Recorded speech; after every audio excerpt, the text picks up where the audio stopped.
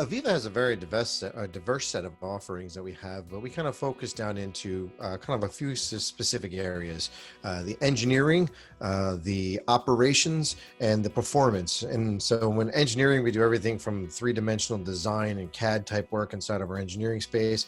For the operations, we have kind of three areas we look at: operations execution and control. Well, operations execution, operations control, and operations information within inside of operations. Within the performance, that's where we're looking at things like asset performance and predictive analytics, and so overall improving the performance. But there's three areas: engineering, operations, and performance. My role within AVEVA has been focused for, a couple of decades now around human machine interface, supervisory control. And in many of the conversations we've had with customers, we started to identify concerns customers had with an example of having access to so much software, but they were all islanded and they were all in different systems. And what we've identified is that bringing all those systems together into SCADA was still something they weren't ready to do, because the information technology couldn't go into the OT networks because it just was not allowed to access there.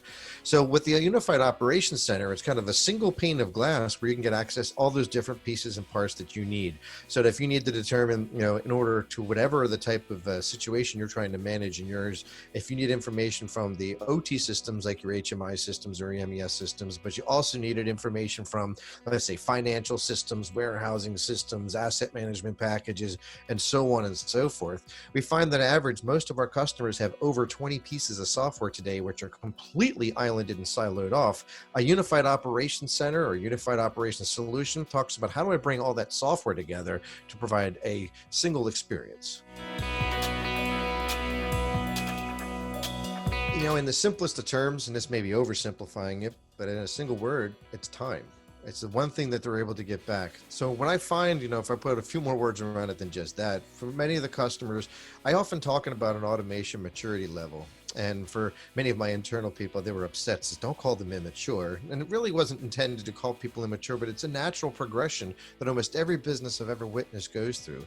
They start by kind of putting up their process and putting products into the marketplace. And then suddenly their process starts to drive them. And they find that they're reactive. They may be chasing alarms, clearing interlocks, but they're doing things that are kind of driving them.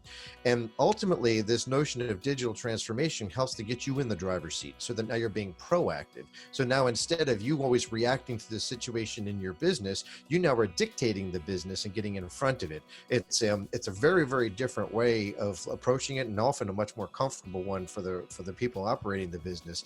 But in short, that's what I mean when I say time.